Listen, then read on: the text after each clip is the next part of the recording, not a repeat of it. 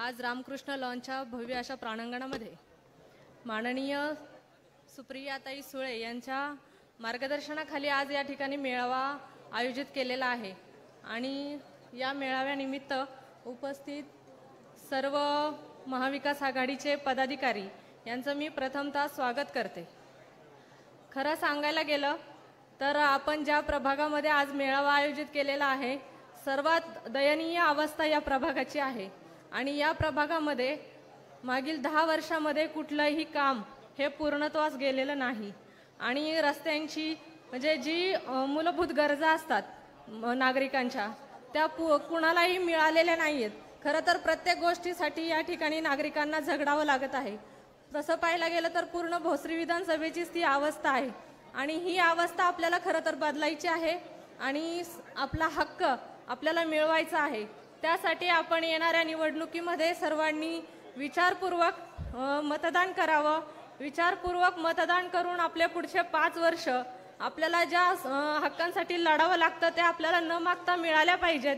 या हक्कांसाठी आपण विचारपूर्वक मतदान करायचं आहे आणि एक सुशिक्षित आणि सुसंस्कृत व्यक्तिमत्व आपल्याला पुढील विधानसभेत पाठवायचं आहे जेणेकरून आपले सर्व गोष्टी आपल्याला न मागता मिळतील, आपले हक्क आपल्याला मिळतील।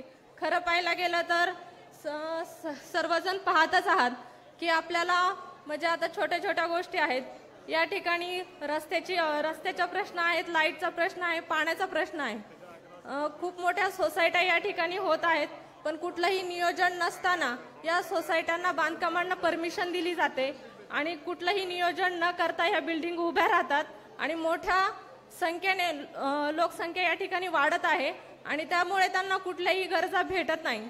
पण हे नियोजन अगोदर करायला पाहिजे पण हे नियोजन होत नाही। त्याच्यामुळे आपण एक चांगलं व्यक्तिमत्व या ठिकाणी निवडूयात आणि आपल्या विधानसभेत माननीय अजितभाऊ गव्हाणे यांना आमदार म्हणून पाठवूयात। सर्वांना विनंती करते येणाऱ्या 20 तारखेला सर्वांनी 1 नंबरचं बटन दाबावं आणि अजितभाऊंना बहुमताने विजयी करावं एवढीच विनंती करते। धन्यवाद। जय हिंद, जय महाराष्ट्र।